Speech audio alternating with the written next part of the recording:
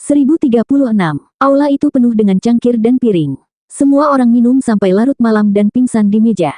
Mereka baru bangun saat matahari sudah tinggi di langit keesokan harinya. Ini bagus. Aku sudah lama tidak minum seperti ini. Dongfang Ye baru saja bangun ketika dia mengambil toples anggur dan meneguk beberapa suap. Dalam beberapa hari berikutnya, mereka semua merayakan dan minum sepuasnya. 5 hari kemudian, mereka semua pergi dan sepakat untuk bertemu lagi di masa depan.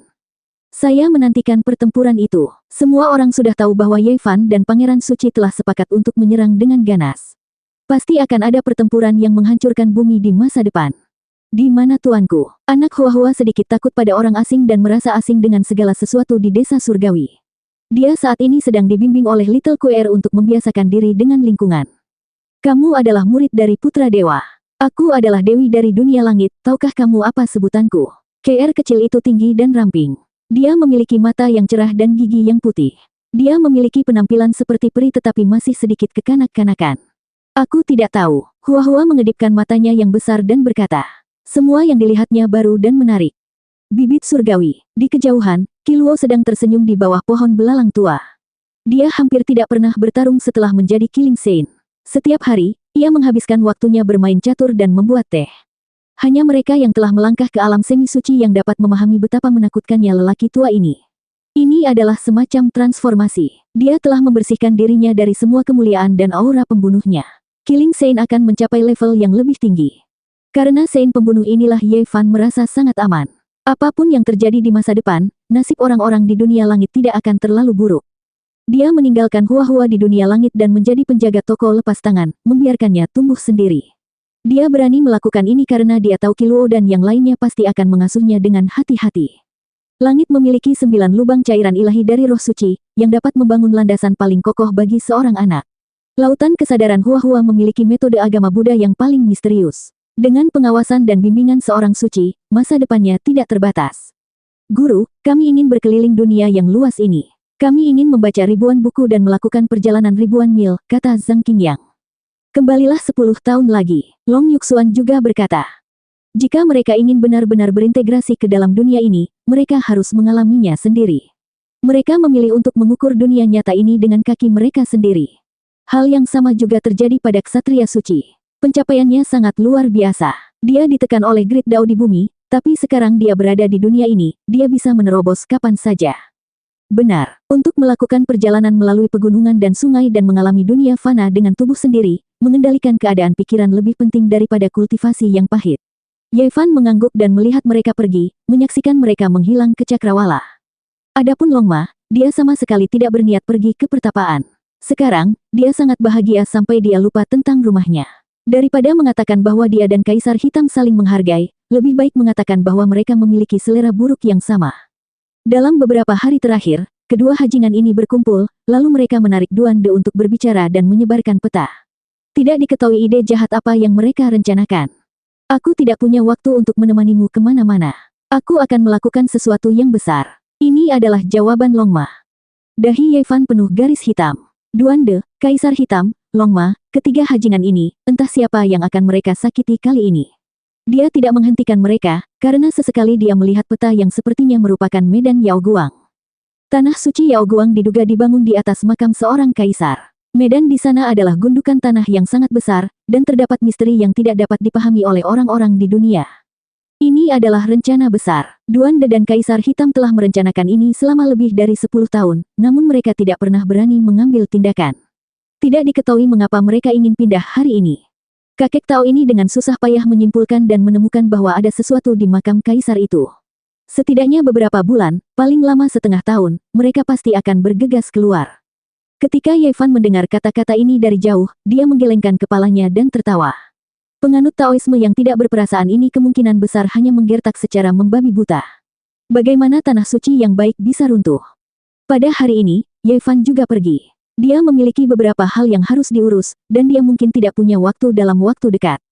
Setelah meninggalkan desa surgawi, tidak ada sehelai rumput pun yang tumbuh di tanah. Karena ini adalah wilayah utara, kekurangan kehidupan sangatlah normal. Angin sejuk menyapu wajahnya. Setelah berjalan keluar, dia berdiri di puncak gunung dan mengamati gunung yang layu. Itu benar-benar tandus, dan tidak ada satupun jejak kehidupan yang terlihat. Saat melewati kota suci, Yevan merasakan kemakmuran di sana. Segala jenis energi darah bercampur menjadi satu, membentuk kekuatan agung, seperti tungku tembaga langit dan bumi. Saya adalah satu-satunya yang kembali ke bumi, dan sekarang saya telah kembali dengan sukses. Saya perlu memberitahu Liu Yi, Zhang Wenchang, dan yang lainnya tentang situasi keluarga mereka. Yevan tidak memasuki kota suci. Sebaliknya, dia memilih untuk terus melintasi kehampaan, langsung menuju tanah suci Danau Giok. Wilayah utara kering dan kekurangan kehidupan, tetapi tidak semua tempat seperti ini. Danau Giok tentu saja bukan salah satu dari tempat-tempat ini. Itu luar biasa dan elegan.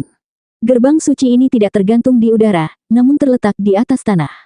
Hari itu, Yevan bergegas ke sini. Gunung suci itu megah, dan puncaknya yang anggun sangat halus. Seolah-olah dia telah memasuki wilayah surgawi. Ada mata air ilahi yang mengalir dari Xi'an. Rerumputan spiritual tumbuh di tebing, dan binatang buas mengintai di pegunungan. Ada energi surgawi dan pemandangan yang menakjubkan. Tanah suci yang terkenal di Wastelen Timur. Yevan bergumam pada dirinya sendiri. Setelah bertahun-tahun, dia sekali lagi berdiri di luar gerbang gunung. Astaga! Dengan kilatan lampu hijau, gerbang kosong di kejauhan terbuka. Beberapa anggota ras kuno keluar dan mendarat di tanah. Mereka melirik Yevan dan mengungkapkan ekspresi heran. Namun, mereka tidak terlalu peduli.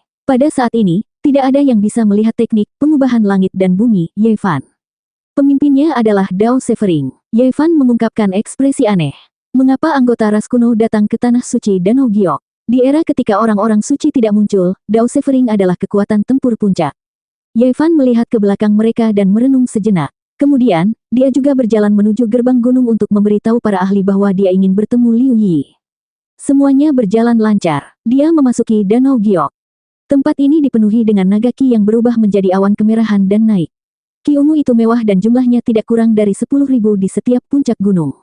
Merupakan keajaiban bahwa tanah murni seperti itu bisa ada di Northern Territory. Setiap tebing memiliki kabut langit yang melayang di sekitarnya. Obat-obatan kuno berakar di puncak batu. Itu adalah pemandangan yang indah dan menakjubkan.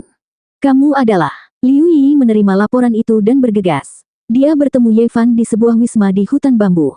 Dia menatapnya dengan curiga. Yevan menggunakan kesadaran jiwa untuk memeriksanya. Setelah memastikan bahwa tidak ada yang memata-matainya, dia tersenyum dan memperlihatkan wajah aslinya. Tangan halus Liu Yi menggigil. Cangkir tehnya hampir jatuh ke tanah. Dia ketakutan. Suaranya bergetar ketika dia bertanya. Itu kamu, Yevan. Saat ini, semua orang di dunia tidak tahu bahwa Yevan telah masuk ke kuil leluhur benua tengah pada tahun ke-14. Dia bertarung dengan gagah berani dan membunuh Hua Yunfei abadi yang terbuang. Dia berdiri sendirian di altar 5 warna dan tidak ada yang berani melawannya demi formasi teleportasi di area terlarang. Pada akhirnya, dia meninggalkan bidang bintang ini. Bertahun-tahun telah berlalu dan semua orang mengira dia tidak akan pernah muncul lagi. Mereka mengira dia hanyalah cipratan air di sungai panjang Northern Deeper Starfield. Tapi sekarang, dia muncul lagi.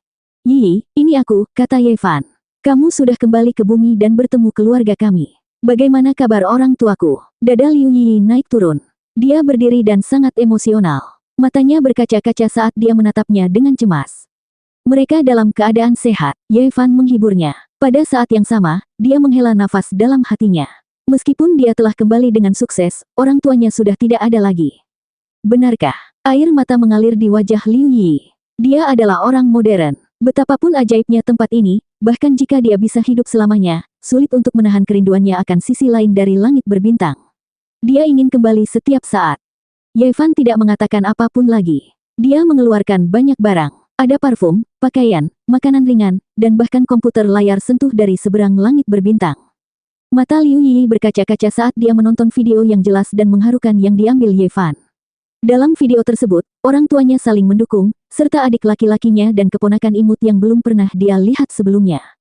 Dia tidak bisa menahannya lagi. Hatinya dipenuhi kesedihan dan dia tidak bisa berhenti menangis. Yang dia inginkan hanyalah kembali ke sisi lain langit berbintang.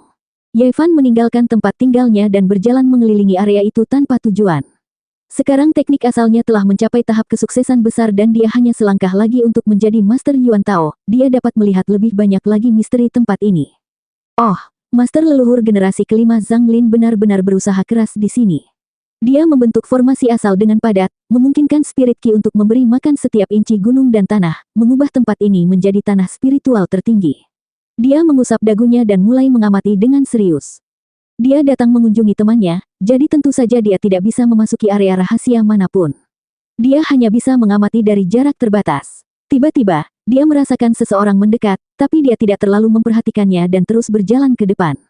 Yevan, seseorang berseru dari belakangnya. Seorang wanita berjalan dengan anggun, pakaian putihnya berkibar tertiup angin. Sosoknya langsing, dan rambutnya hitam pekat. Dia berjalan dengan anggun, seolah dia adalah peri yang berjalan di udara. Hati Yevan bergetar. Dia berpura-pura melihat ke belakang karena penasaran dan mengikuti apa yang disebut Yevan dengan ekspresi kejutan di wajahnya. Kulit wanita ini seperti batu giok yang halus. Pipinya seputih batu giok, dan dahinya seputih salju. Matanya penuh semangat, dan ada senyuman di wajahnya. Dia berjalan seperti peri dari lukisan. Ini adalah gadis suci Danau Giok. Dia adalah salah satu wanita tercantik di tanah air timur, bersama dengan An Miaoyi dan Yan Ruyu. Bahkan keluarga besar kekaisaran di dataran tengah, dan bahkan ras kuno, ingin menikahinya tetapi tidak bisa. Bertahun-tahun telah berlalu, tapi dia tidak banyak berubah. Dia secantik sebelumnya, dan setiap gerakannya indah dan alami. Giginya yang seputih mutiara bersinar saat dia berkata, "Kamu bisa menipu dunia, tapi kamu tidak bisa menipuku. Kamu adalah gadis suci Danau Giok." Yevan tidak mengerti, dan ekspresi kebingungan muncul di wajahnya.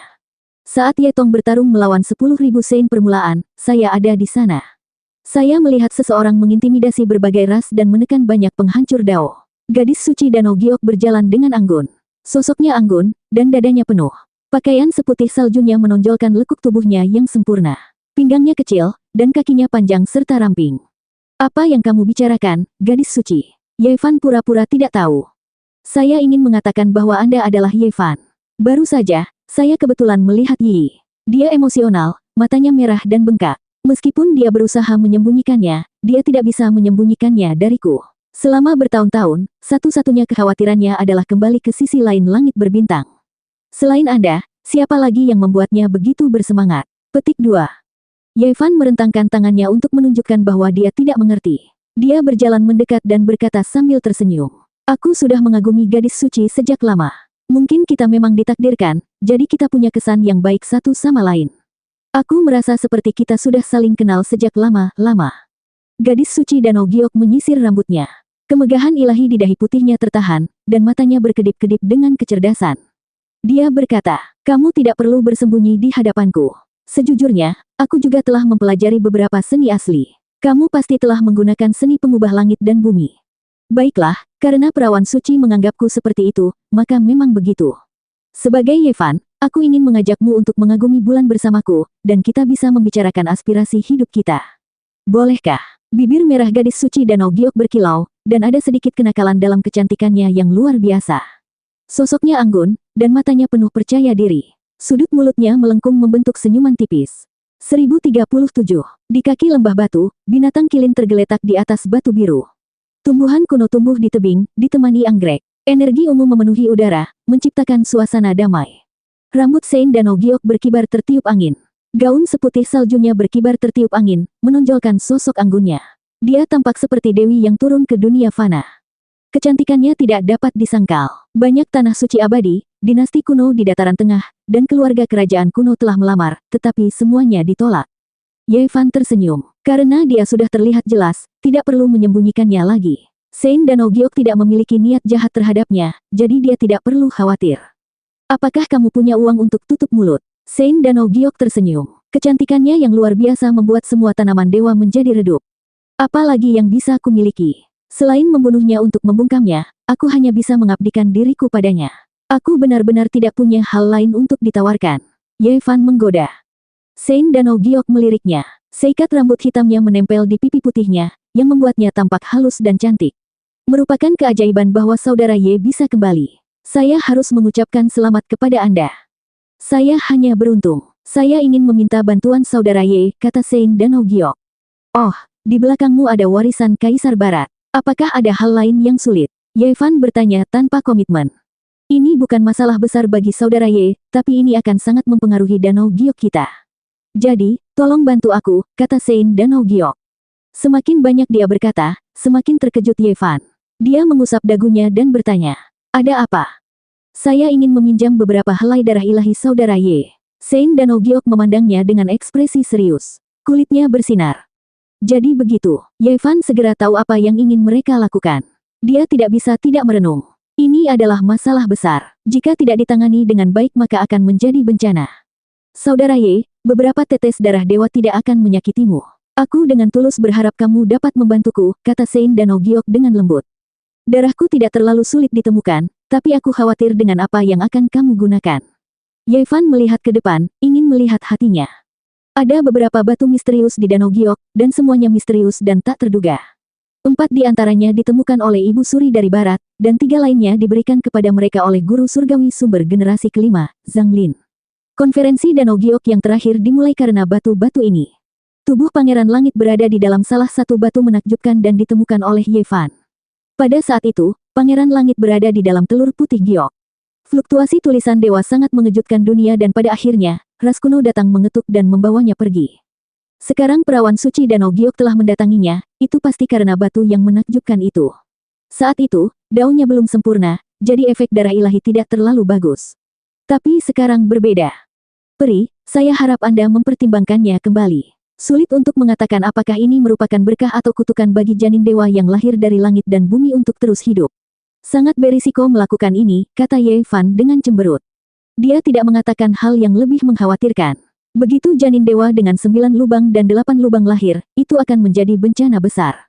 Selain Kaisar kuno, akan sangat sulit bagi siapapun untuk menaklukkannya. Saudara Ye benar, Sein Danau Giok mengangguk. Ia mengaku sempat khawatir sebelumnya, namun belakangan ia merasa lega. Ada Sein yang mencurahkan hati dan jiwa mereka untuk mencerahkan mereka di tahun-tahun terakhir mereka, dan embrio batu ini telah lama terhubung dengan mereka. Para Sein sangatlah kuat. Khotbah dan dakwah dari generasi ke generasi telah lama menyebabkan janin dewa berubah dan menjadi bagian dari kolam giok. Sulit untuk melihatnya sebagai kejahatan. Yevan terdiam dan tidak berkata apa-apa lagi. Bagaimana keputusan Jadepul bisa diubah dengan beberapa kata darinya? Ini adalah hasil kerja keras mereka, dan bahkan Sein kuno pun menganggap itu baik-baik saja. Apalagi yang bisa mereka lakukan? Dia tahu bahwa janin dewa ini akan menjadi sangat kuat setelah dilahirkan. Bagaimanapun, mereka telah mendengarkan khotbah Sein dan orang terkenal selama bertahun-tahun, dan kebanyakan dari mereka telah memahami keseluruhan kitab suci Kaisar Barat. Saudara Ye, apakah kamu setuju? Tanya Sein Danau Giok. Saya ingin memikirkannya, jawab Yevan. Saudara Ye masih merasa was-was, kata Sein Danau Giok. Saya pikir Anda masih ingat apa yang dikatakan Kaisar Hitam. Meskipun dia hajingan, dia tidak berbohong. Bagaimanapun, dia dulu mengikuti Great Emperor Wuxi, kata Yevan. Selama pertemuan Danau Giok, Kaisar Hitam mengatakan bahwa tanah suci yang kuat telah melakukan hal serupa ratusan ribu tahun yang lalu. Pada akhirnya roh suci muncul dan menghancurkan tanah suci itu. Jika bukan karena keberhasilan Great Emperor Wuxi dalam Dao, sulit membayangkan bencana macam apa yang akan menimpa tanah suci itu. Sein Danau Giok mengangguk dan berkata, tidak ada waktu lagi. Jalan keabadian akan segera terbuka. Dengan kekuatan umat manusia saat ini, berapa banyak orang yang bisa masuk? Dia tidak banyak bicara, tapi Yevan bisa merasakan pentingnya tanah Sage Agung. Sekarang, semua warisan abadi bekerja keras untuk naik menuju keabadian. Yevan kembali ke tempat tinggalnya dan berbicara dengan Liu Yi tentang masalah di sisi lain langit berbintang. Perasaannya campur aduk, dan air mata mengalir dari matanya dari waktu ke waktu. Dia sangat merindukan tanah airnya. Jangan khawatir, ada kemungkinan besar kita bisa kembali. Yevan menghiburnya, tapi dia tidak banyak bicara. Keesokan harinya, Sein Danau Giok datang lagi dan bertanya apakah Yevan telah mengambil keputusan. Dia tidak bisa menolaknya. Danau Giok telah baik padanya dan bahkan pernah membantunya di masa lalu. Meski dia merasa itu tidak pantas, dia tidak bisa menolak. Dia mengangguk dan berkata, jika ada masalah, masih ada ras kuno, kan? Biarkan mereka berbagi hujan dan embun secara merata. Senyuman Sein Danau Giok dapat meruntuhkan sebuah kota, dan bahkan matahari di langit pun kehilangan sinarnya. Dia berkata, senang sekali saudara Ye bersedia membantu. Kami tidak akan membiarkanmu kehilangan darah dengan sia-sia. Beritahu saja kami jika kamu memerlukan sesuatu. Hal apa yang paling menarik minat Yevan tentang Danau Giok? Tentu saja, itu adalah bab terlarang dari Western Emperor Scripture. Halaman terakhir kitab suci mencatat intisari pemahaman, teknik rahasia, dan warisan Kaisar Barat. Sayangnya, dia tahu ini tidak mungkin.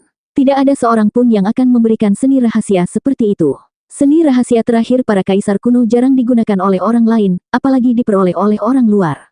Saya ingin tahu bagaimana Kaisar Barat menempa pagoda hijau emas air mata abadi.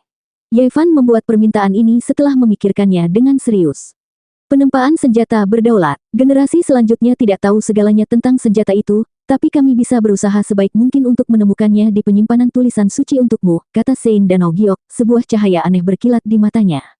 Sangat sulit untuk menempa senjata berdaulat. Bagi Great Emperor, menempa senjata berdaulat adalah hal penting dalam hidup mereka. Ketika Great Emperor meninggal, senjata berdaulat seperti perpanjangan hidup mereka dan dapat melindungi keturunan mereka. Apa hal paling berharga di dunia? Itu adalah senjata Great Emperor. Di kedalaman langit, aura kekacauan menyelimuti udara. Pagoda Kaisar Barat terlihat samar-samar, naik turun seolah-olah menekan penciptaan langit dan bumi. Untaian energi surgawi jatuh untuk melindungi seluruh tanah suci.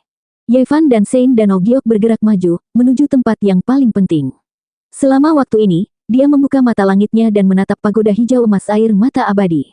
Dia melihat sebuah rumah kayu kecil tidak jauh dari pagoda Great Emperor. Ada seorang wanita kesepian berdiri di atas awan, memandang ke kejauhan dengan kesedihan yang tak terlukiskan di wajahnya.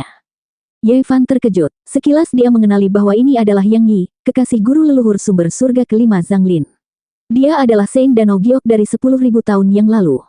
Dia tidak mengatakan apapun dan mendesah dalam hati. Zanglin telah menekan wilayah utara dalam satu pertempuran dan menghancurkan lembah para dewa sendirian, namun dia telah mengubur dirinya dalam cahaya pagi, dan tidak pernah kembali.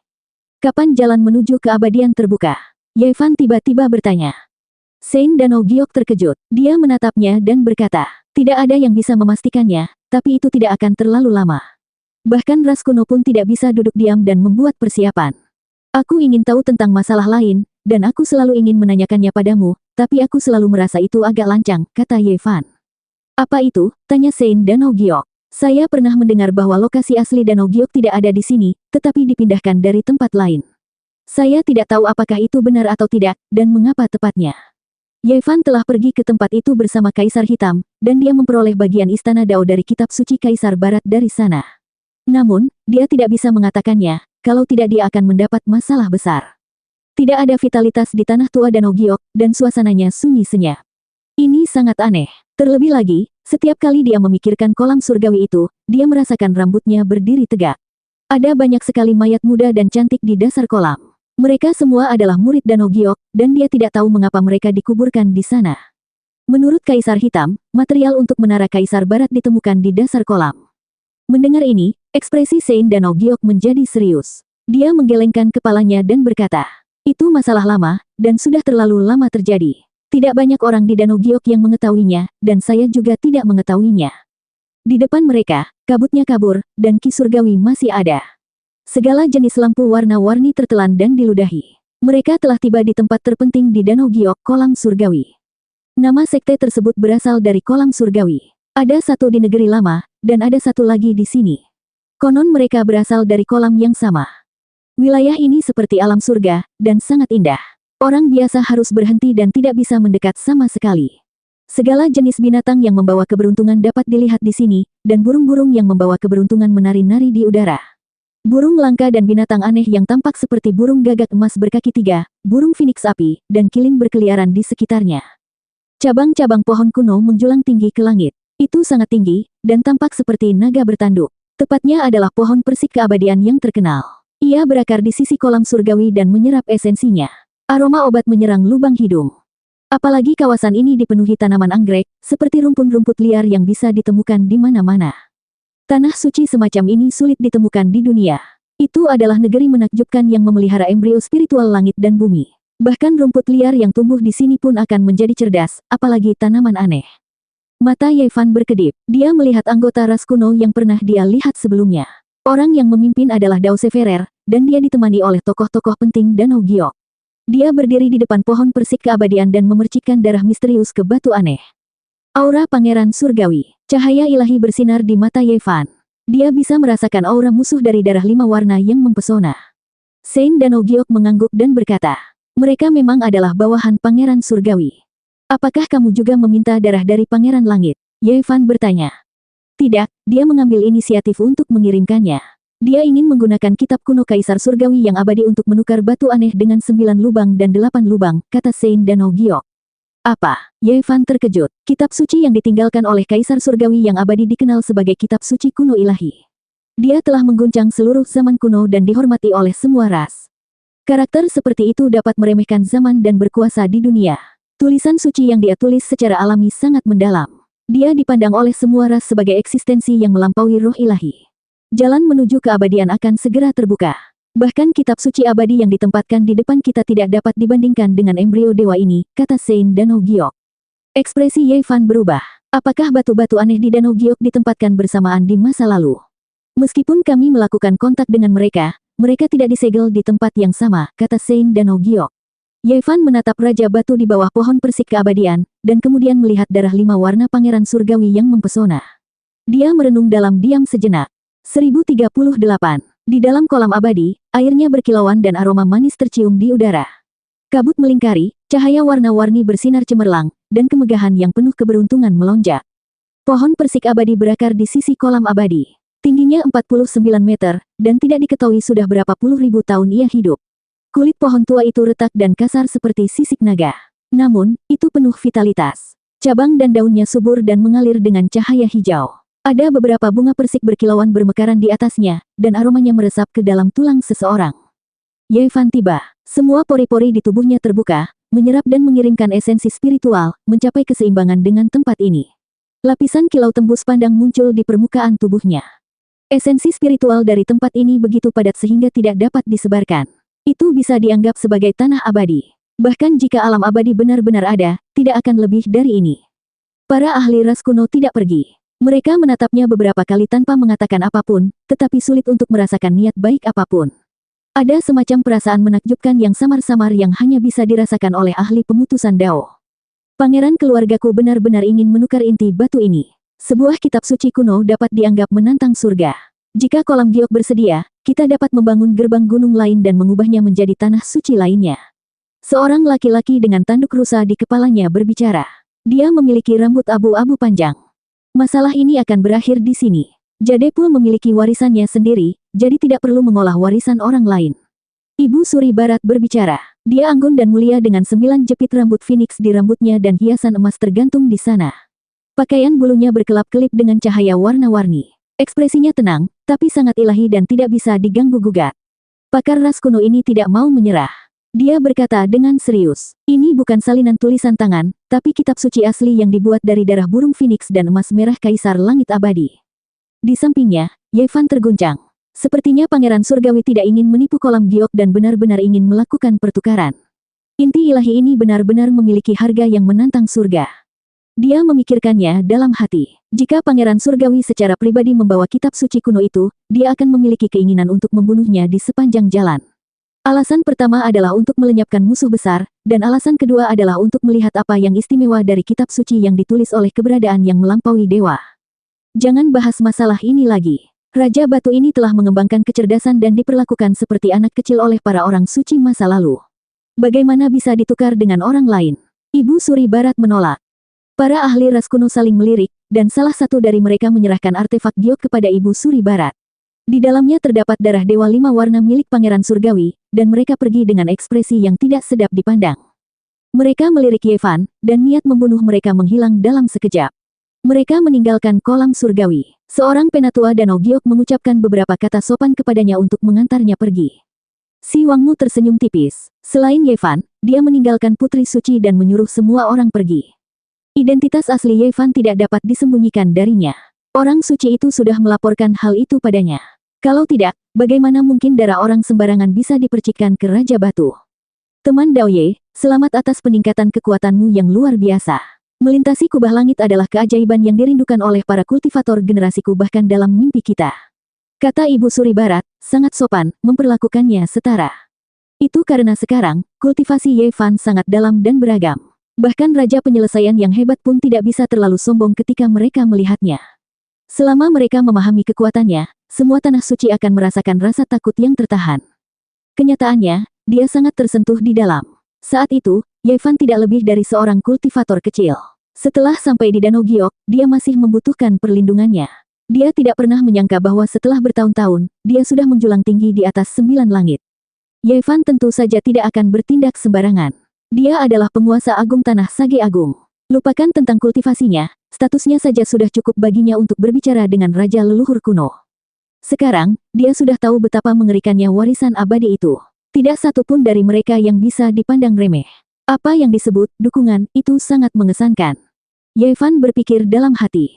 Jika pertempuran besar benar-benar terjadi, warisan para Great Emperor kemungkinan besar akan memiliki kartu truf yang dapat membalikkan langit dan bumi. Ibu Suri Barat memegang artefak batu giok di tangannya. Darah 5 warna di dalamnya cemerlang dan mempesona, melepaskan helai demi helai fluktuasi yang kuat dan menakutkan yang membuat orang lain merasa terintimidasi. Danau giok sangat berhati-hati. Darah dewa apapun yang dipercikkan ke Raja Batu akan dimurnikan secara diam-diam oleh energi Kaisar Menara Kaisar Barat. Ketika darah berceceran, orang lain tidak dapat melihat apapun, tetapi Ye Fan dapat merasakan bahwa menara di langit sedikit bergetar. Di bawah pohon persik abadi, batu aneh ini berkilau dan berkilau. Itu memiliki 9 lubang dan 8 lubang yang diukir dengan indah. Setiap saat, ia akan menyerap esensi matahari dan bulan dengan sendirinya. Setelah darah Pangeran Surgawi terserap seluruhnya, ia terus bergetar dan mengeluarkan tangisan ceria. Cahayanya menjadi semakin cemerlang, dan kehidupan di dalamnya tampak seperti bisa meledak kapan saja. Selama beberapa hari terakhir, Ye Fan tinggal di tempat ini. Hanya Ibu Suri Barat dan orang suci Danau Giok yang menemaninya. Orang luar tidak diizinkan mendekat. Dia telah membuka mata langitnya, yang berkilau dengan cahaya ilahi. Dia menatap batu aneh itu tanpa berkedip. Saat itu, dia tidak bisa melihatnya karena terlalu misterius. Sein kuno telah menempatkan tanda Dao di atasnya. Tapi sekarang, segalanya berbeda, teknik genesisnya telah mencapai tahap lanjut, dan dia dapat dengan jelas melihat segala sesuatu di dalam batu itu. Ada seseorang dengan daging dan darah duduk bersila, dan seluruh tubuhnya bersinar terang. Itu seorang wanita. Janin dewa ini tampaknya berusia 18 atau 19 tahun. Dia sedang duduk dengan mata tertutup, dan tubuhnya mengalir dengan cahaya abadi. Meskipun dia sangat cantik, dia juga mengintimidasi. 9 lubang dan 8 lubangnya terhubung ke permukaan batu aneh itu, seolah-olah dia mengenakan lapisan pakaian batu yang tebal. Berbagai kitab suci berkelap-kelip di tubuhnya, mereka ditinggalkan oleh Sein kuno ketika mereka berkhotbah dan melantunkan kitab suci untuknya. Ibu Suri Barat dan orang suci mengundang Ye Fan ke sini karena 2 alasan.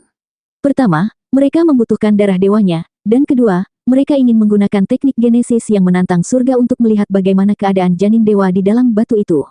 Langit dan bumi berpotongan, dan janin roh seperti itu lahir. Sungguh mengejutkan. Aku bisa merasakan jejak aura abadi, gumam Ye Fan pada dirinya sendiri. Kemudian, dia menutup matanya dan mengukir di udara, mencetak penampilan dan temperamen janin dewa. Ibu Suri Barat dan orang suci Danau Giok merasa takjub. Wanita di dalam batu itu luar biasa, dan tidak ada keraguan bahwa kecantikannya bukan milik dunia fana. Tubuhnya telah berubah menjadi daging dan darah, dan organ dalam serta tulangnya memiliki aura abadi yang tak terlukiskan. Potensi tubuhnya tak terbayangkan. Setiap jengkal tubuhnya mengandung kekuatan lautan luas. Jika dia benar-benar terwujud, dia akan mampu memetik bintang dan menangkap bulan. Ye Fan berkata dengan suara rendah. Semangat perempuan ini tidak memiliki kekurangan apapun. Jika janin dewa seperti itu muncul di masa depan, tidak ada seorang pun di dunia ini yang mampu menekannya, jadi dia mau tidak mau melihat lebih dekat. Ye Fan sedikit ragu. Gemetarnya batu itu sepertinya merupakan naluri janin roh, dan lautan kesadarannya sangat tenang. Fluktuasinya tidak kuat, dan tidak cocok dengan tubuhnya yang kuat dan indah. Ini adalah hasil pemurnian yang dilakukan oleh Sein kuno, kata Ibu Suri Barat. Para pendahulu Danau Giok juga takut sesuatu yang tidak terduga akan terjadi, jadi mereka menggunakan kemampuan tertinggi mereka untuk mengkhotbahkan kitab suci dan memurnikan lautan kesadaran janin dewa secara menyeluruh. Menurut mereka, janin dewa saat ini memiliki hati yang murni, seperti anak Danau Giok. Saat dia benar-benar terwujud, indera ilahinya akan menyusul. Meski janin dewa telah dimurnikan, potensinya tetap ada. Setelah terbangun, luasnya akan sebesar lautan. Pada hari-hari berikutnya, Ye Fan duduk di bawah pohon persik abadi dan memberi makan batu aneh itu dengan darahnya. Setiap saat, dia akan membuka mata langitnya untuk mengamati. Dia mengeluarkan kekuatan asli dari darahnya. Ye Fan mengamati dengan serius selama beberapa hari. Matanya berkedip-kedip dengan cahaya ilahi, dan jantungnya berdebar-debar. Apakah semua ini bersifat naluriah? Janin ilahi yang mengintimidasi dan indah ini mengekstraksi untaian cahaya dari darah bijak dan mengubahnya menjadi simbol yang hampir tak terlihat yang dicap ke dalam tubuh. Simbol yang diambil dari darah Dewa 5 warna Pangeran Surgawi sangatlah cerah. Ye Fan memiliki mata surgawi yang unik. Baginya, tidak ada rahasia di dalam batu itu, jadi dia mengamati fenomena ini. Ada kekuatan asli di dalam darah, dan ada bagian ingatan nenek moyang kuno. Apakah simbol-simbol ini sama? Dia tercengang. Jika dia memikirkannya lebih dalam, itu akan menjadi sangat rumit. Darah Pangeran Surgawi pasti mengandung kekuatan Kaisar Surgawi yang abadi. Itu adalah dewa tertinggi yang dipuja oleh semua ras, dan sangat mungkin dia adalah ahli paling kuat sejak zaman kuno. Ini secara tidak langsung adalah darah dan jejak kehidupan Kaisar Surgawi yang abadi. Berapa banyak orang yang bisa dibandingkan dengannya? Yevan merenung selama beberapa hari tetapi masih tidak dapat menemukan petunjuk apapun. Pada akhirnya, dia mengatupkan giginya dan mengeluarkan tidak kurang dari darah Pangeran Surgawi. Simbol-simbol cemerlang segera muncul di dalam batu. Apa yang diinginkan Pangeran Langit? Yevan tidak tahu. Pada akhirnya, cukup banyak darah bijak mengalir keluar, dan simbol-simbol cemerlang itu sedikit lebih banyak daripada milik Pangeran Surgawi.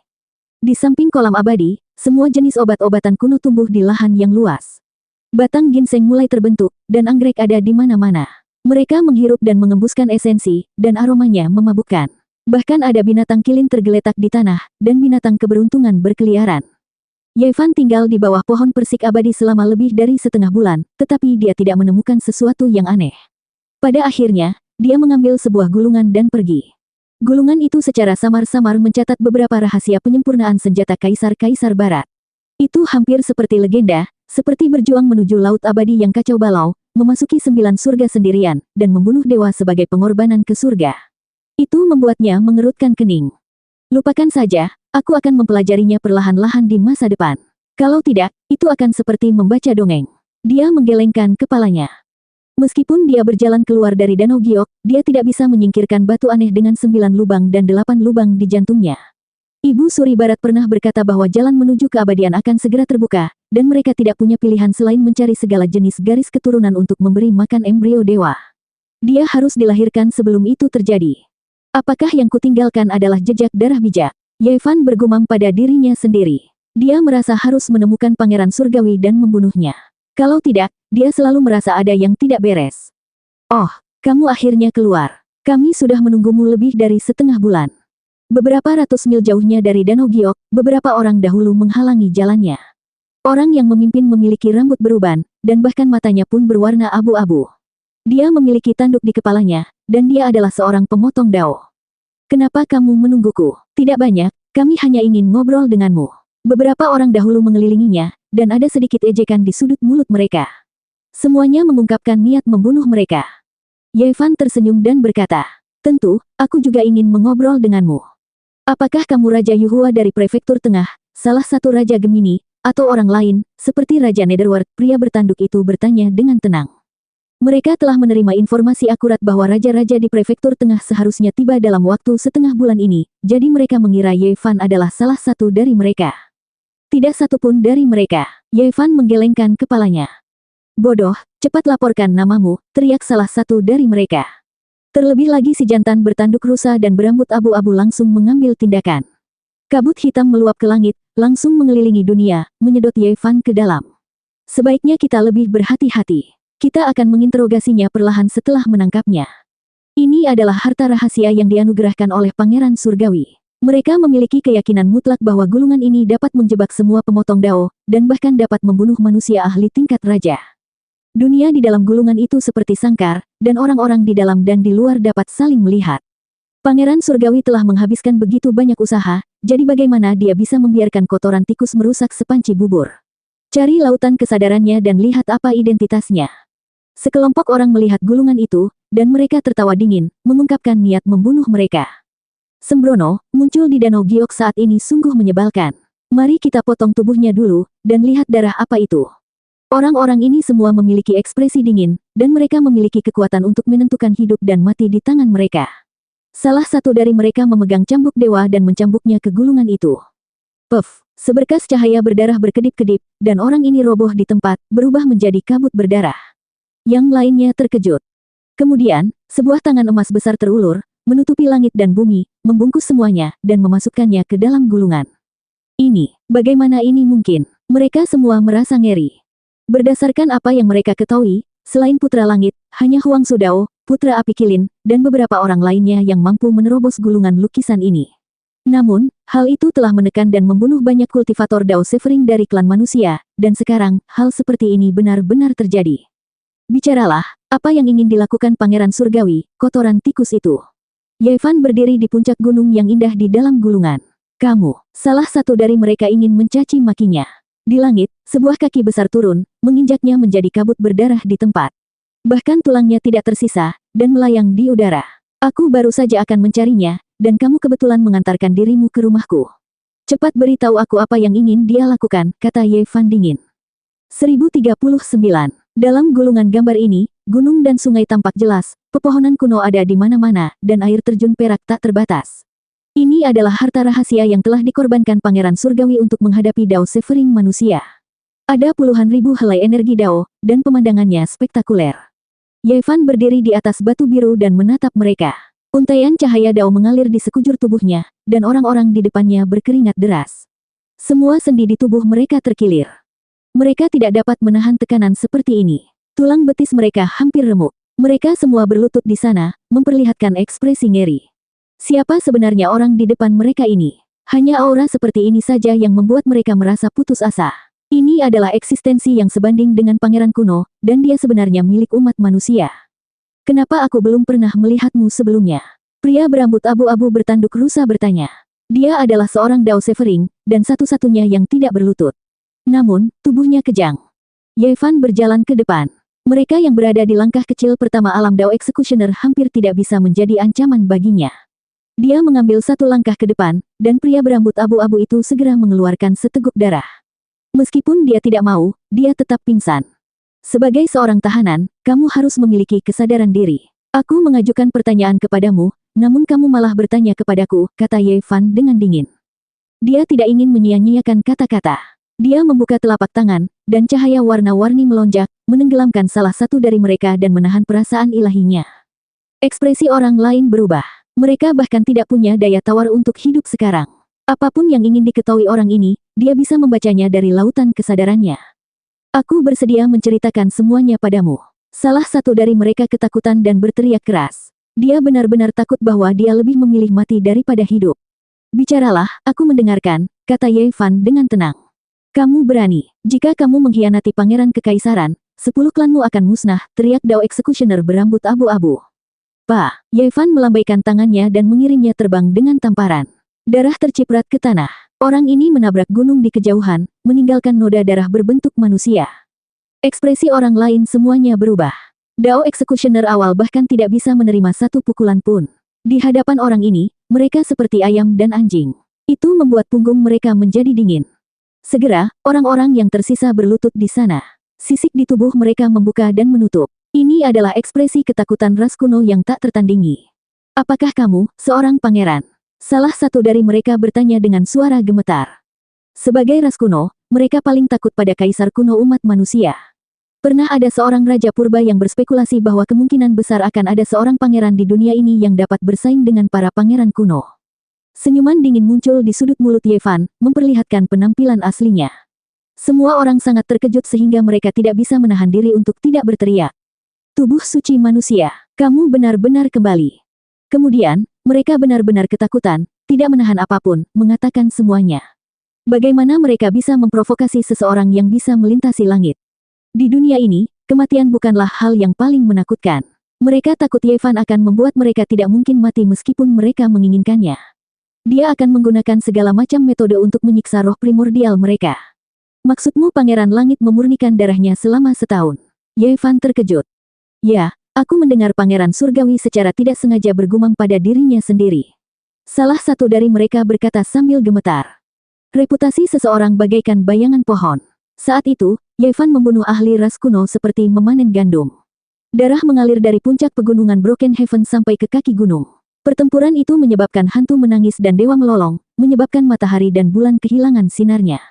Dan kini, jika berbicara tentang musuh ras kuno, sosoknya tak terkendali akan muncul di hati banyak orang. Itu seperti sebuah tablet batu yang menekan hati mereka. Selama tahun ini, Pangeran Surgawi pergi ke Gunung Blood Phoenix dan mengunjungi Gua Api Kilin. Dia meminjam kekuatan beberapa senjata kuno untuk dikembangkan selama jangka waktu tertentu. Anggota ras kuno lainnya berbicara seperti ini. Seluruh tubuhnya gemetar, dan di bawah tekanan Ye Fan, dia tidak berani menyembunyikan apapun. Dia menceritakan semua hal mencurigakan yang dia ketahui. Ye Fan merenung dalam-dalam. Skema Pangeran Surgawi ini tidaklah kecil. Meminjam senjata kuno untuk mengolahnya adalah sebuah kebohongan, dan kemungkinan besar itu untuk memurnikan darah dewa. Mungkinkah dia menggunakan senjata itu untuk mengukir jejak warisan? Pangeran Surgawi pernah menyuruh kita untuk mengawasi setiap kultivator yang masuk dan keluar Danau Giok. Selama periode waktu ini, kita harus mengingat semua orang dengan garis keturunan yang kuat dan tidak merusak rencananya. Di antara mereka, ada beberapa karakter kuat, seperti Raja Yuhua dan Raja Gemini dari benua tengah. Pangeran Surgawi mengirim orang untuk mengawasi mereka, mencegah mereka melarikan diri dalam waktu singkat. Adapun orang lain yang memiliki garis keturunan raja, dia tidak takut pada mereka dan tidak bisa mengganggu rencananya. Orang lain menambahkan, dia akrab dengan pelayan yang melayani Pangeran Surgawi sebelumnya. Dia pernah berkata bahwa setiap kali Pangeran Surgawi mengasingkan diri, dia akan melantunkan kitab suci, seolah-olah dia ingin menanamkan kitab suci ke dalam sesuatu. Setelah mendengarkannya, Yevan tidak mengatakan apa-apa untuk waktu yang lama. Matanya berkedip cemerlang saat dia merenung dalam waktu yang lama. Apa sebenarnya yang ingin dia lakukan? Mungkinkah kalian benar-benar tidak tahu?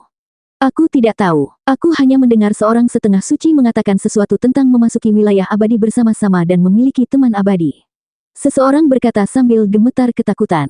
Dia tahu bahwa ini adalah musuh besar Pangeran Surgawi. Sekarang setelah dia kembali, dia pasti akan menimbulkan teror. Ya, setengah suci menyebutkan hal seperti itu. Di masa depan, ketika jalan menuju keabadian terbuka, akan ada panen besar. Embrio dewa akan membantu Pangeran Surgawi. Hati Yevan bergetar saat mendengar ini, gelombang ki jernih menyembur keluar dari kepalanya, berubah menjadi dirinya yang lain. Dia melangkah keluar dari lukisan itu dan menuju ke arah tanah murni Danau Giok. Ini benar-benar masalah yang mengerikan. Yang bisa dia lakukan hanyalah memberitahu tanah murni Danau Giok apa yang dia ketahui dan membiarkan mereka mengambil keputusan sendiri dan mengambil tindakan pencegahan. Kemungkinan besar, sekte tersebut mengendalikan pagoda Kaisar Barat dan pencegahan mereka sangat hebat. Yevan tidak mungkin menyelamatkan nyawa mereka. Orang-orang ini juga mempunyai tekad untuk mati. Yang mereka inginkan hanyalah kematian yang cepat. Pada akhirnya semuanya mati setelah menempuh 7 langkah. Dao Severing itu selalu pantang menyerah dan tidak mau bekerja sama. Saat ini, dia ingin bunuh diri tetapi tidak bisa. Yevan menunjuk dengan jarinya. Platform abadi di antara alisnya mulai terbakar. Ah, kamu tidak bisa melakukan ini. Dia berteriak kesakitan. Yevan mengamati dengan cermat dan benar-benar memperoleh informasi penting dari platform abadinya.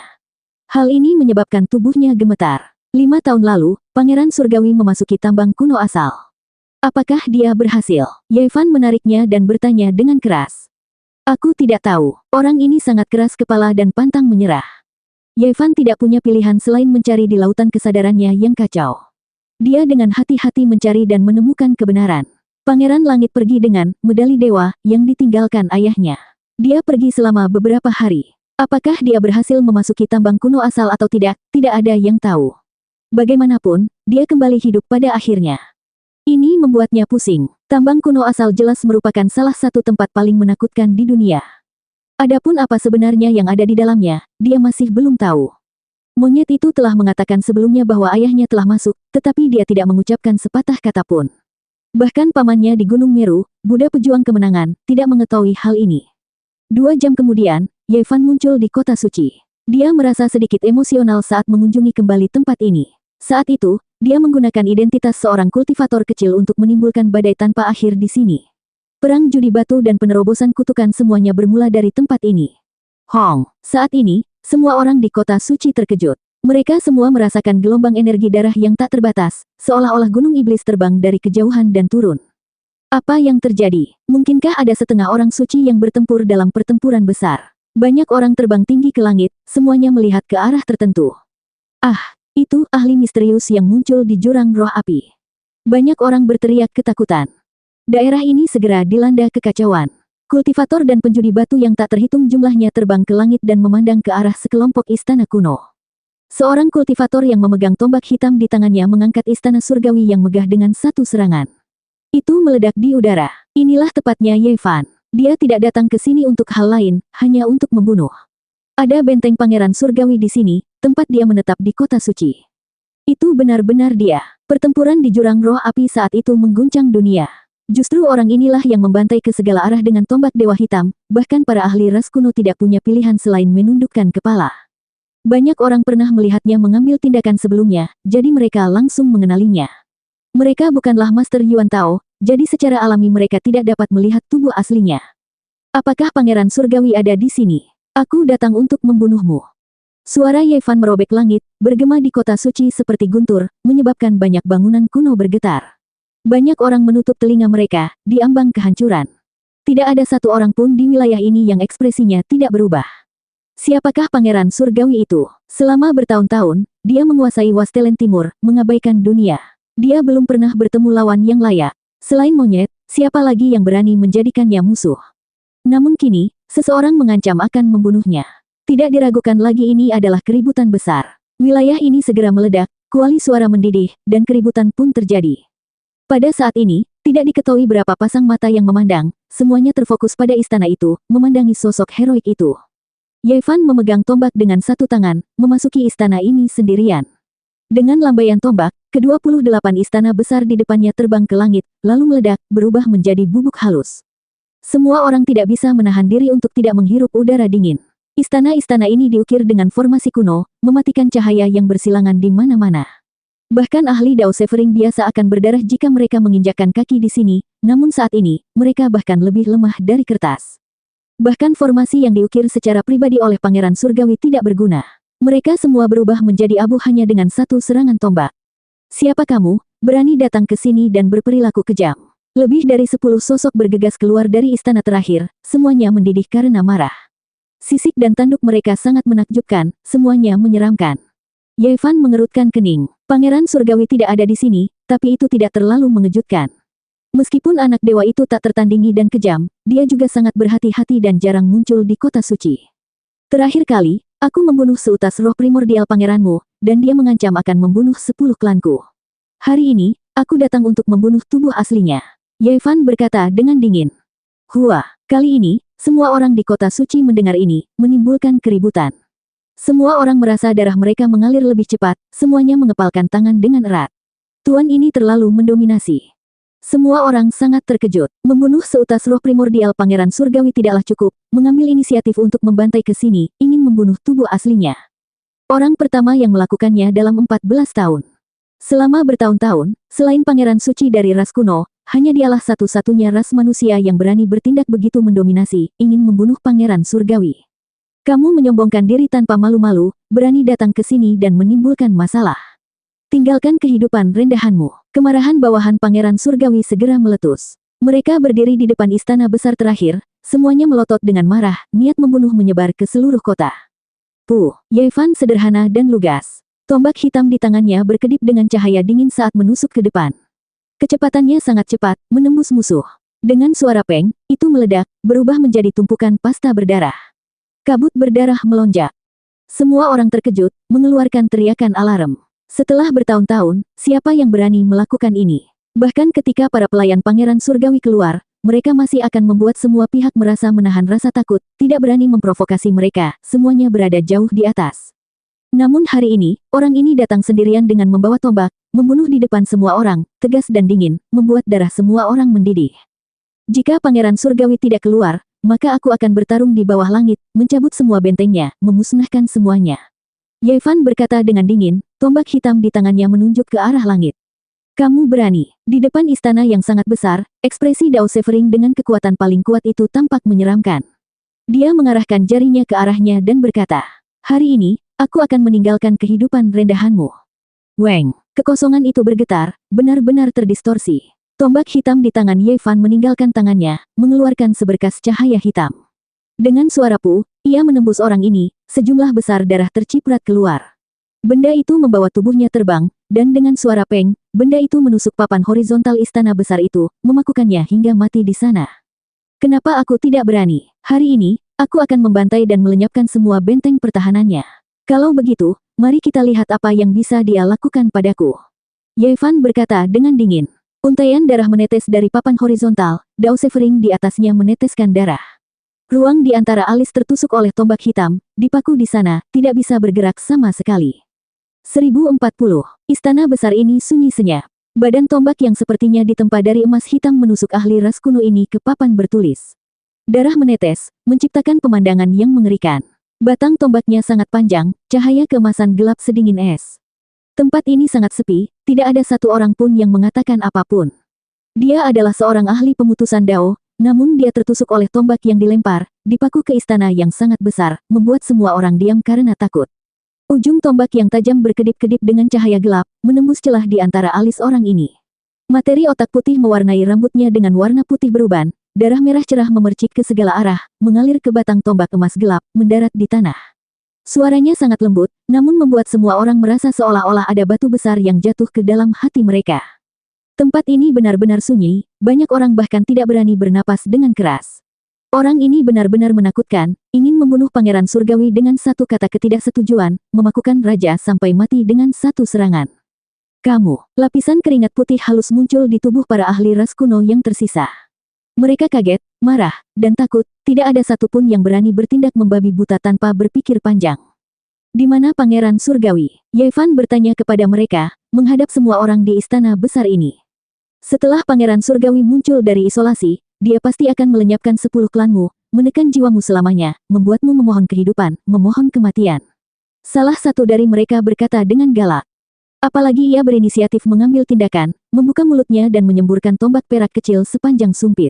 Itu berubah menjadi seberkas cahaya perak, menembus mata Yevan, menggambar jejak dao di kehampaan. Rantai keteraturan ilahi muncul satu demi satu, seolah-olah seekor burung phoenix ilahi perak lahir saat mandi dalam api. Di kejauhan, banyak orang berteriak ketakutan. Ini adalah tombak pemotong dao. Orang ini kejam dan tegas, menggunakan nyawa seorang ahli pemutus dao untuk ditukar dengan serangan tombak, mempertaruhkan sebagian besar hidupnya untuk meningkatkan kekuatan beberapa kali lipat. Hong Long, benar saja, tombak ini menjadi semakin cepat, pancaran cahaya perak menjadi semakin cemerlang, membuat grid dao beresonansi dengannya. Warna-warna indah bahkan turun dari langit, beberapa mata air manis mengalir dari tanah, bahkan membuat dunia ini menimbulkan reaksi. Tombak yang menakjubkan, ini adalah serangan yang mempertaruhkan nyawanya untuk membunuh. Para ahli pemutusan dao yang normal tidak berani menghadapinya sama sekali, karena mereka akan berubah menjadi abu jika bersentuhan. Namun, seseorang dapat dengan jelas melihat kekosongan tersebut dihancurkan. Cahaya perak menjadi semakin menakutkan, membuka lubang hitam. Ada lebih banyak energi kacau yang berputar-putar, meliputi langit. Namun, dalam menghadapi serangan yang menghancurkan bumi ini, Yevan tidak bergerak sama sekali. Hanya ketika tombak itu tepat di depan matanya barulah dia meraihnya terlebih dahulu. Dengan suara, ding, dia menjentikkan jarinya dan mengetuk batang tombak berwarna putih keperakan. Tombak putih keperakan sepanjang sumpit mengeluarkan retakan saat pecah di tempat, dan itu seperti botol perak yang tiba-tiba pecah. Cahaya terang melesat ke sekeliling dan membentuk riak Grand Dao yang menyebar ke sekeliling. Hamparan langit dan bumi ini langsung berlubang, seperti sarang lebah. Lubang hitam dan ngarai memenuhi langit, dan itu adalah pemandangan yang mengerikan. Di langit yang jauh, banyak orang yang terkena dampaknya, memuntahkan darah dan mundur, gelombang kejut saja sudah seperti ini, jadi orang bisa membayangkan kekuatan sebenarnya. Tiba-tiba, pria di tengah medan perang melambaikan tangannya, dan badai antara langit dan bumi langsung berhenti. Dalam beberapa saat, angin dan ombak menjadi tenang. Dia seperti jarum dewa yang menstabilkan dunia. Penonton hampir tercekik, namun mereka segera terdiam dan memandang dengan gugup ke tengah lapangan. Semuanya, serang bersama. Aktifkan artefak rahasiamu. Beberapa pakar ras kuno menguatkan diri dan berteriak. Mereka tahu bahwa mereka bukan tandingannya, tapi mereka tidak punya pilihan. Di depan karakter yang sebanding dengan pangeran kuno, mereka tidak dapat melarikan diri sama sekali. Hujan cahaya keluar, dan itu adalah bilah kecil yang berbentuk seperti kelabang. Mereka padat dan mencolok, dan niat membunuh menyelimuti langit. Awan di langit tersebar semuanya. Lonceng besar berbunyi panjang dan berlarut-larut. Orang lain mengaktifkan bel ungu besar, dan riak bel itu seperti gelombang laut. Orang dapat dengan jelas melihat mereka menyebar dalam lingkaran, menghancurkan langit dan bumi. Semua jenis senjata kuno berkedip-kedip, dan niat membunuh meluap. Cahaya pedang memenuhi udara, membentuk gelombang besar yang menyapu dengan serangan yang mengerikan. Yevan hanya mengambil satu langkah ke depan saat menghadapi serangan orang-orang ini. Dengan suara peng, riak dao yang besar menyebar, dan orang di depan menanggung beban serangan paling berat. Dia diserang oleh energi bumi dan meledak di tempat, berubah menjadi hujan darah. 2. Pada saat yang sama, Yevan mengeluarkan teriakan ringan. Hujan pedang kelabang itu seperti kepingan salju yang bertemu api, berubah menjadi asap. Sementara itu, lonceng besar berwarna ungu tertutup retakan, dan dengan bunyi hong, lonceng itu roboh. Dengan tarikan tangannya, tombak hitam yang dimasukkan ke dalam istana besar itu terbang kembali dan muncul di tangannya. Dia kemudian menjentikkannya ke depan. Cahaya hitam menyerbu ke langit, dan setelah beberapa tusukan, para ahli ras kuno melebarkan mata mereka. Kemudian, pecahan tulang seputih salju terbang keluar, membawa banyak darah saat hancur di depan istana besar itu. Yevan seperti Raja Iblis. Rambutnya menari-nari saat dia naik tinggi ke langit dengan tombak di tangan. Kemudian, dia menusuk ke bawah, mengubah tempat tinggal yang luas ini menjadi abu dalam satu serangan. Tidak ada yang tersisa. Dengan kilatan cahaya, Yevan menghilang dari langit di atas kota suci, menghilang tanpa jejak. Tempat ini sunyi untuk waktu yang lama, dan kemudian terjadi keributan. Hari itu, kota suci sedang gempar. Suara diskusi terdengar di mana-mana. Semua orang tahu bahwa badai besar akan segera dimulai. Dengan seseorang yang mengeluarkan tantangan seperti ini, tidak mungkin Pangeran Surgawi tidak bergerak. Setelah lebih dari 10 tahun, akhirnya ada seseorang yang mengasah pedangnya dan akan melakukan tindakan melawan Putra Dewa. Tidak diragukan lagi, ini adalah berita surgawi yang mengguncang semua ras kuno. Kota suci sedang gempar. Segala jenis berita disebarkan melalui gerbang dunia ke setiap sudut benua. Banyak negara besar terkejut. Saat ini, Yevan tidak peduli dengan hal-hal ini. Dia sedang duduk di alun-alun Batu Merak dan minum teh bersama orang suci tua, Wei Yi. Dia serius membicarakan pengalamannya selama 10 tahun terakhir. Orang tua yang tampaknya memiliki satu kaki di kuburan ini mengangguk dan sesekali mengucapkan beberapa patah kata. Dia masih sama seperti sebelumnya, tenang dan tidak terganggu seperti pohon yang layu. Jalan menuju keabadian akan segera terbuka.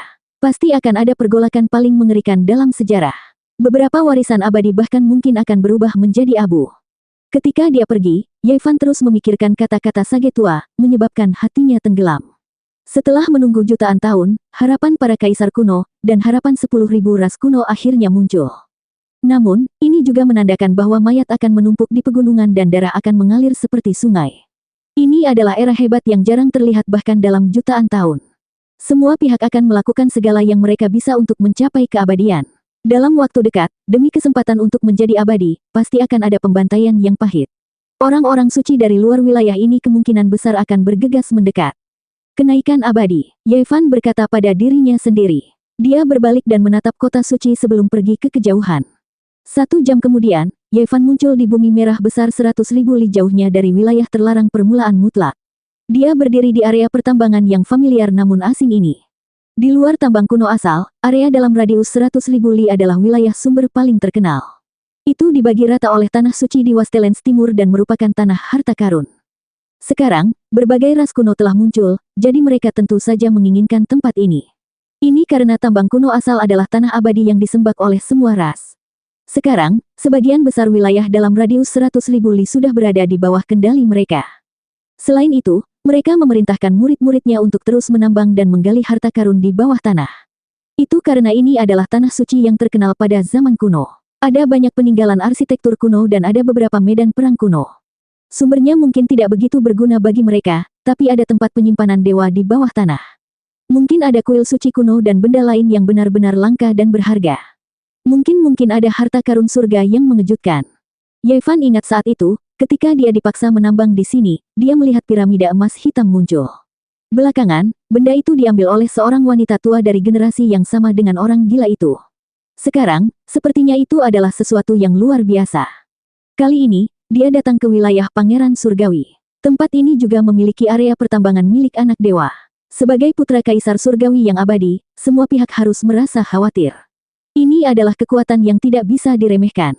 Ambisi Pangeran Surgawi sangat besar, tidak ragu-ragu untuk meminjam senjata kaisar kuno Blood Phoenix Mountain dan Fire Killing Cave untuk memurnikan darahnya. Ambisinya sangat besar, dan dia menginginkan inti dewa dari kolam giok. Hal ini membuat Yevan merasa sangat tidak nyaman. Dia ingin memaksanya keluar dan menanganinya sesegera mungkin. Jika tidak, mungkin akan timbul masalah besar. Ketika dia mengatakan bahwa dia ingin berperang di seluruh dunia dan mencabut semua benteng Pangeran Surgawi, itu bukanlah kata-kata kosong. Semuanya didasarkan pada alasan di atas. Pangeran Surgawi pasti tidak bisa membiarkan Pangeran Surgawi menyentuh inti ilahi yang sempurna itu. Yevan membawa tombaknya di punggungnya saat dia berjalan di tanah merah ini. Segala macam perasaan muncul di hatinya. Saat itu, ketika dia masih seorang kultivator kecil, dia menggunakan gerbang alam Yao Guang untuk menyelinap ke tempat ini. Dia pernah bekerja di sini sebagai buruh dan menggali sumber biji. Bertahun-tahun telah berlalu dalam sekejap mata. Tanah suci umat manusia telah membagi sebagian wilayah penambangan untuk ras kuno. Saat itu, selama konferensi ras segudang, mereka telah menjanjikan hal-hal ini. Kini, perebutan kekuasaan di kawasan ini sangatlah rumit. Wilayah kekuasaan Pangeran Surgawi sangat luas, dan berbatasan dengan wilayah pertambangan keluarga Ji. Selama bertahun-tahun, terjadi perselisihan karena Ji Ziyue dan Ye Fan terlalu dekat. Ketika Ye Fan pergi ke Ziwei Starfield, Li Heishui dan yang lainnya berada di ambang kematian. Mereka hampir terbunuh, dan Ji Haoiwei lah yang membawa mereka kembali ke gua kuno di keluarga Ji. Mereka bahkan membantu Dong Fang Ye dan yang lainnya. Selama bertahun-tahun, Pangeran Surgawi selalu ingin menyingkirkan saudara Ji. Sayangnya, keduanya telah meninggalkan planet kuno ini dan melangkah ke kedalaman alam semesta, sehingga dia tidak berhasil. Dan kekuatan yang dimilikinya selalu menargetkan keluarga Ji. Jika bukan karena fakta bahwa mereka takut dengan senjata Kaisar Kekosongan, mereka pasti sudah menekan keluarga Ji. Meski begitu, gesekan masih sering terjadi. Selama lebih dari 10 tahun, kawasan pertambangan ini tentu saja tidak damai. Ras kuno seringkali mendapat masalah dengan keluarga Ji, dan konflik berdarah akan terjadi dari waktu ke waktu. Dapat dikatakan bahwa bawahan Pangeran Surgawi selalu dengan sengaja menimbulkan masalah. Meskipun keluarga Ji memiliki senjata kaisar yang ekstrim, tidak mungkin mereka menggunakannya sebagai pencegah karena hal-hal ini. Adapun apa yang disebut kartu truf, tidak perlu memikirkannya. Itu hanya akan digunakan ketika keluarga dalam bahaya. Pada saat ini, Ji Yuandai mengerutkan kening dalam-dalam saat dia berdiri di tanah merah ini. Konflik kembali terjadi di area pertambangan tak jauh dari situ, dan sempat terjadi peristiwa berdarah. Hal ini membuatnya merasakan ketidakberdayaan dan kecemasan. Faksi Pangeran Surgawi itu terlalu berlebihan. Apakah mereka benar-benar mengira keluarga Ji mudah ditindas? Dia mengepalkan tangannya dengan erat. Ketika Kaisar Void masih hidup, siapa yang berani menindas keluarga Ji? Jika bukan karena dia merasa was-was terhadap 10.000 ras, dia benar-benar ingin menyarankan para tetua klan untuk menggunakan senjata Kaisar dan melenyapkan faksi Pangeran Surgawi. Namun, identitas anak dewa itu terlalu sensitif. Ayahnya dihormati oleh 10.000 ras, dan jika dia benar-benar mengambil tindakan terhadap bawahannya, hal itu mungkin akan menyebabkan badai besar. Haha, keluarga Ji hanyalah sekelompok pengecut, tidak lebih dari ini. Kaisar Void apa yang mereka miliki sebelumnya? Di mataku, mereka tidak lebih dari kentut anjing. Di kejauhan, tawa arogan menyebar, dan bergema di seluruh area pertambangan kuno ini. Itu sangat menusuk telinga. Di dalam area penambangan, banyak sekali murid yang sedang menambang. Ketika mereka mendengar ini, mereka semua mengepalkan tangan mereka erat-erat dan melotot dengan marah. Namun, pada akhirnya, mereka juga mengendurkan tinjunya tanpa daya. Ada Dao Severing di sisi lain. Kecuali mereka menggunakan kartu andalan klan mereka, bagaimana lagi mereka bisa menghadapinya? Dunia telah berubah. Keluarga Ji memiliki fosil hidup yang berhasil mengeksekusi Dao Severing dalam sekejap. Namun, mereka tidak bisa dibandingkan dengan ras kuno. Mereka disegel di dalam sumber ilahi dan bertahan sejak era archaik. Jumlah mereka jauh melebihi jumlah umat manusia. Di masa lalu, Kaisar Surgawi yang abadi memiliki 8 jenderal ilahi. Sekarang, 8 silsilah ini semuanya milik Pangeran Surgawi. Mereka adalah kekuatan yang berpengaruh dan menakutkan. Di area pertambangan ini, keluarga Ji telah mundur beberapa puluh kilometer, namun garis keturunan Pangeran Surgawi masih sering menyeberang, melintasi ratusan kilometer menuju tambang. Dapat dikatakan bahwa mereka menindas orang lain secara tidak dapat ditoleransi. Hari ini, keluarga Ji menggali esensi batu giok dari tambang kuno. Meski tidak besar, namun sangat berharga. Ketika garis keturunan Pangeran Surgawi mengetahui hal itu, mereka menyeberang dan menyerang tanpa menahan diri, merampasnya dan meninggalkan tumpukan mayat. Ekspresi Ji Yuandai pucat pasi. Buku-buku jarinya memutih karena mengepal terlalu keras, tapi pada akhirnya, dia bertahan dan tidak bergerak. Di sisi lain, ras-ras kuno itu bahkan lebih tidak terkendali. Mereka tertawa terbahak-bahak, dan salah satu dari mereka berkata dengan nada menakutkan. Kamu adalah paman kandung Ji Haoiwei. Anda tidak lebih dari ini. Petik 2. Kalian sudah keterlaluan. Seorang pria dan wanita muda muncul di depan tambang kuno. Mereka adalah anak kandung Ji Yuandai. Melihat ayah mereka dipermalukan, mereka berdua gelisah dan ingin segera berkelahi. Sekelompok ras kuno di sisi lain tertawa dingin. Pemimpinnya bahkan mengejek. Kalian adalah sepupu Ji Haoiwei, kan? Kalian benar-benar tidak bisa melakukannya, kalian jauh dari itu. Kamu, adik laki-laki dan perempuan itu sangat marah hingga mereka gemetar. Mereka benar-benar tidak bisa membiarkan hal ini terjadi begitu saja. Namun, mereka masih muda dan kultivasi mereka tidak terlalu tinggi. Kalian berdua masih ingin bergerak. Bagaimana kalau begitu, aku tidak akan menindas kalian. Aku akan membiarkan murid yang paling tidak berguna bertukar pukulan dengan kalian. Pemimpin itu tertawa dingin, menunjukkan ekspresi yang sangat menghina. Kedua anak muda itu mengepalkan tangan dan berjalan ke depan. Mereka benar-benar tidak mau dipandang rendah seperti ini. Mereka merasa sudah mencemarkan nama baik nenek moyangnya. Mengingat kembali saat Kaisar Void masih hidup, 4 lautan memujanya dan dunia memandangnya. Dia menenangkan kekacauan kegelapan dan berperang melawan para dewa dari wilayah luar. Dia telah mencapai prestasi militer yang besar bagi umat manusia, dan siapa yang tidak mengaguminya. Tapi sekarang, dia telah jatuh ke kondisi seperti itu, malah dipermalukan seperti ini. Sulit bagi mereka untuk menerima hal ini. Karena kamu tidak mau, maka datanglah. Coba kulihat, apa perbedaan antara yang disebut keturunan Kaisar Manusia Agung. Seorang anggota ras kuno berjalan dan tertawa keras. Kakak beradik itu mengabaikan panggilan ayah mereka. Mereka tidak tahan lagi dan akhirnya melangkah maju, hendak bergerak. Kalian berdua, kembali ke sini. Ji Yuande berteriak dengan marah. Ia tak ingin kedua anaknya mencari masalah.